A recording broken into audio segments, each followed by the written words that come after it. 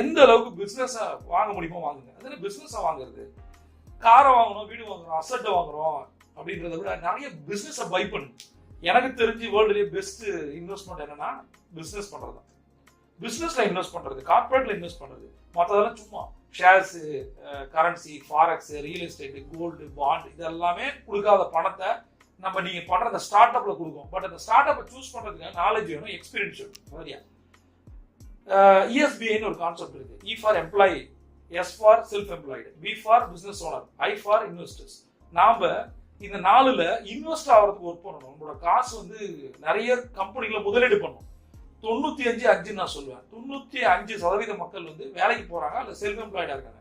4% people மட்டும்தான் business ஓனரா இருக்காங்க. 1% தான் இன்வெஸ்டரா இருக்காங்க. நீங்க என்னைக்கு முதலீட்டாளரா மாறுறீங்களோ அன்னைக்கு உங்களுக்கு காசு வர ஆரம்பிச்சிடும். கடைசியா ஒன்று சொல்றேன், உடனே பணம் வருன்ற ஒரு விஷயத்தை நம்பாதீங்க.